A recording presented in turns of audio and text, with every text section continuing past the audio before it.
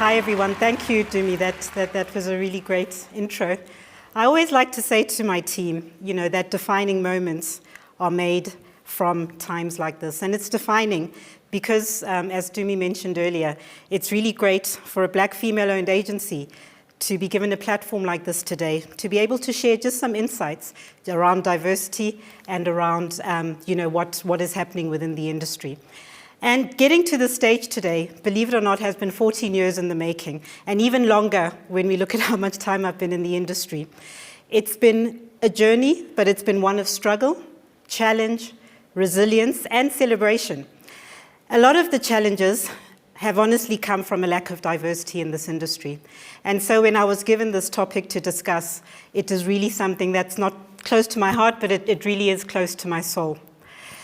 And so if my presentation does anything today, I truly hope that it's heard, I hope that it's felt, and I hope that it can inspire just a few of you today, especially those of you with influence. I know there's marketers in this session, but to really and truly begin to make diversity the real star of this show, not just on flashing lights, but truly make that happen. And I'd like to play a clip from the movie Jungle Fever, knowing my audience. Believe it or not, that movie aired 30 years ago, and it might be important for you to see why I chose it.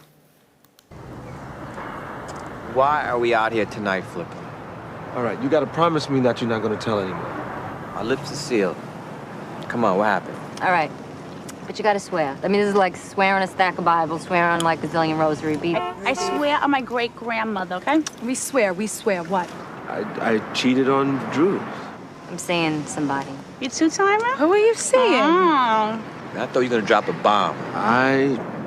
And what is he, like blonde, blue-eyed surfer type? Hey, dude. Right? She's white. White! Man, you... Yeah, well, he's black. If your father ever found out, I don't know. She's Italian. H-bomb. From Bensonhurst. Nuclear megaton bomb. Hey, look, this is the 90s. There's nothing wrong with it, you know? The both of you's got jungle fever. The both of you.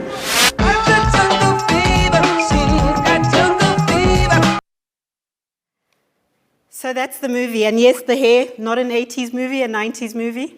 But, it was hard enough to get relationships right at that time. Can you imagine how much harder it is to get diversity right in business, in teams, industry ecosystems, networks?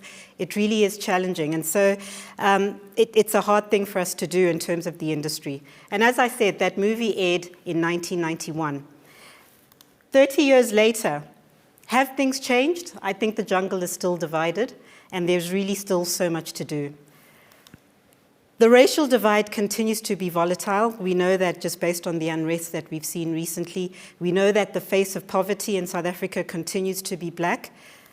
30 years later, we see disparities between men and women. Still, the gender disparities are huge.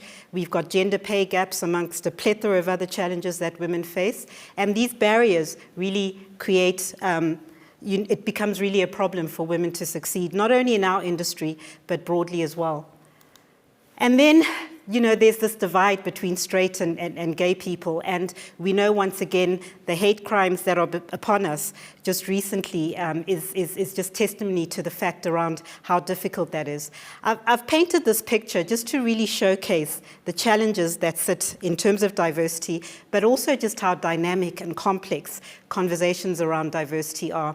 So it becomes really important that we focus and zone in on a particular area of diversity so that hopefully we can be heard. And that's what I seek to do today. But there has been progress. It's not all doom and gloom. And 30 years later, I think the one thing that I'd like to highlight, and for me, I get elated when I see women doing amazing things, especially women of color. And we've celebrated the first woman of color who is now the Vice President of America. I think the world went crazy when that happened. And more importantly, and I think what's closer to home, is the first female African Director General of the World Trade Organization. And it really shows diversity from a leadership perspective, from a global perspective, and really shows that change, when we demand it, is truly possible. But what's been even more powerful for me, when we look and bring that closer to home, is this picture: diversity and change in ownership. Really beginning to see Black excellence, seeing black-owned agencies doing amazing things. It makes me proud. I've been at this game for a very long time. And so I just like to take my hat off to my colleagues. I think we all know who those are. But they are not the only black agencies really doing amazing things. So let's applaud them and applaud the successes that have started to come within this industry. But the reality is we can applaud the accolades because we see this change happening. But it should make us uncomfortable. This was a scene in Jungle Fever where Wesley Snipes was screaming. And he was screaming because, this problem and the social issues taken within the context of the movie were real, as they are in our environment. And I think we really should be angry that our industry ecosystem isn't diverse enough. Change has happened, but I truly believe there's still a lot to be done.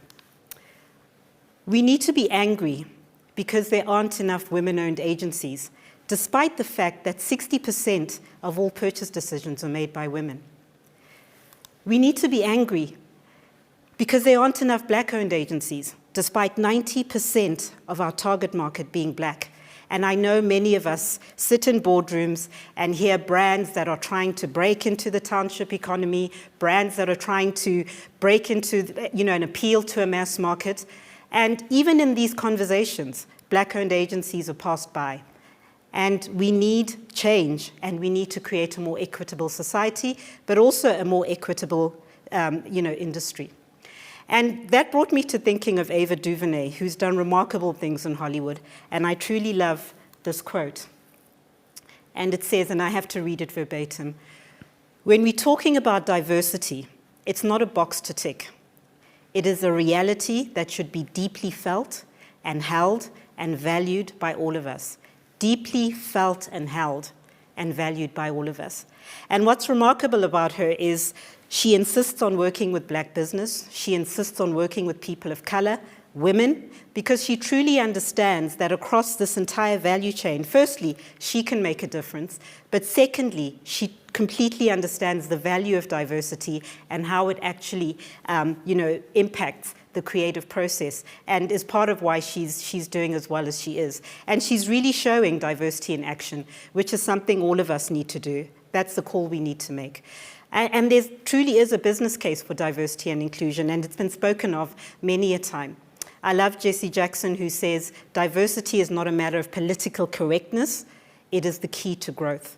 And that is really important. And so I'm sure most of you are familiar with McKinsey and Company Diversity Wins. They've been tracking the performance of listed companies since 2014 and really trying to make a compelling business case for diversity within business. And the evidence is overwhelming that diversity wins. And albeit an American or European context is very different from our reality, we do need to realize that even outside of BEE and transformation, we really need to realize that diversity creates a compelling business proposition for brands, for business, and for agencies. And so it's really critical that we understand that. And just one slide that talks about the business case for ethnic diversity. We see that they've been tracking this since 2014, and I think 2019 was probably the latest data point that we're looking at. But it shows a 36% increase, the likelihood of financial outperformance to their industry peers. 36%, and that's something that we do need to consider. So I've talked at length about diversity, complexity around it. It really is time to now drill down into diversity within the advertising industry. And it was important to just try and find some really interesting data points that perhaps haven't been shared before, really a different lens on data that we see every day. And to do that, I looked at the Mark Lives 2020 agency ranking by revenue and thought, let me try and extrapolate some information that perhaps hasn't been brought to the fore. And the detail and the data that I'm going to share is quite alarming, and hopefully it will allow all of us to see that there really is still a lot to be done. So Mark Lives looks at probably between 80 or 90 advertising agencies, and we get that data, and as I said, we need to see how we extrapolate it. So here's the first data point that I'd like to share. And the first one firstly, it showcases that approximately, this advertising industry, when we're looking at agency revenue, is sitting at over 7 billion rand. And these are approximate numbers, but I think they show a really alarming, point. We're sitting at 68, close to 70% of that market share being held by multinationals, by our network agencies. And then we're looking at 32% that is held by independent agencies. We know also that level 1, BEE is now parity. Most agencies are level 1, be they network agencies or independents. So that can no longer be a barometer against which we are measured. This slide is even more disheartening. We see here that Black-owned agencies, in the context of that report, account for 5% market share. 5% market share in our country, and we're looking at numbers that are sitting at over 7 billion. I think what's really critical to note, if we extrapolate that 5% into numbers, we're sitting at an estimated revenue amount of between 350 to 500 million rand per annum that is going to Black businesses. And we know for sure that the 350 to 500 million is probably less than half of the budget that financial services business or telcos or insurance businesses have, and this is being spread across Black agencies within the entire country. This is wrong, and something truly has to change. And the last data point, just really then looking at independent agencies, and we see that the Black-owned agency share increases to 15%. So clearly we have to start looking at diversity really from a different lens. It's time to measure the growth and success of 100% Black-owned businesses. We have to do that if we're truly going to see change happen. So what I thought of looking at is just, the word transformation, what it actually means. And this is an Oxford Dictionary translation, a process by which one figure, expression, or function is converted into another one of similar value. And what that says loudly is that just by its definition, transformation seeks to preserve the status quo, because what you're doing is transforming agencies that already own 95% of the market. And that is done to the detriment of 100% Black-owned agencies. And that's why there's so few of us that are really able to gain market share. And that's why we're sitting at that number of 5%. And so transformation actually enables the status quo to thrive and empowers our multinationals and large independent agencies to continue to win. And that's something, like I said, that needs to change. So it's clear that we have to move from a transformation conversation to one of change. There's really no other way to do it. I was fortunate a few months ago. I was just finishing off my thesis and did some qualitative research to see what the lived experiences of Black agency owners is. And, they were willing. I spoke to 15 people, from those that are really doing great work to those that are struggling just to even get access to corporates. And what was clear is that all of us had the same narrative. All of us had the same lived experiences. And I would really like to share some of that today. What was interesting is that all the businesses that I interviewed, they didn't feel BEE was doing justice in terms of giving them access and business.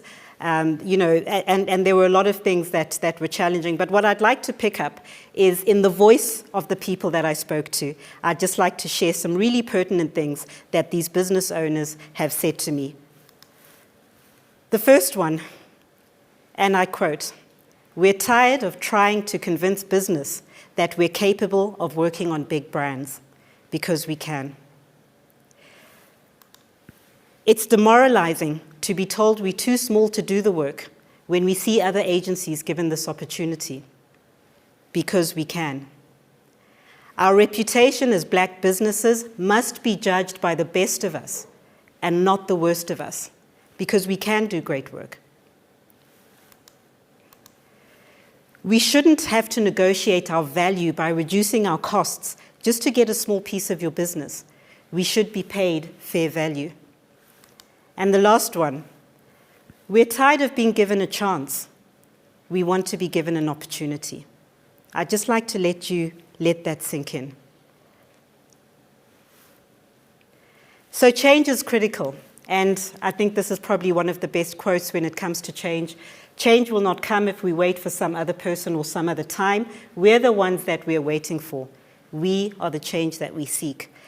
But because I know who's in the audience, we've got marketers, we've got creatives, we've got industry leaders, I want to put it to you that you are the change that we seek, that we have to change the status quo, but we can only do that if people of influence are able to really start coming in and helping us make a difference.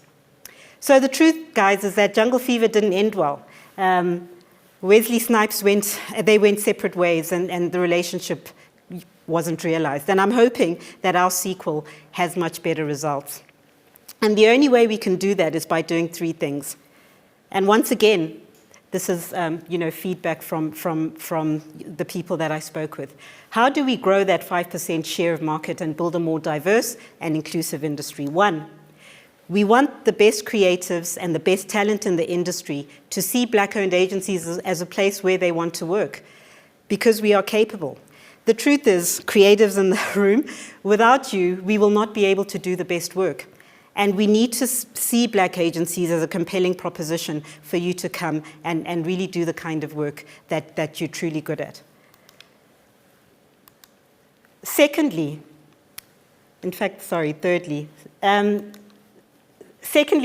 business must commit to giving us a meaningful share of their marketing spend, because without that, we will obviously fail to compete. We've seen what the size of the market is, and we need to see how best we can look to increase that.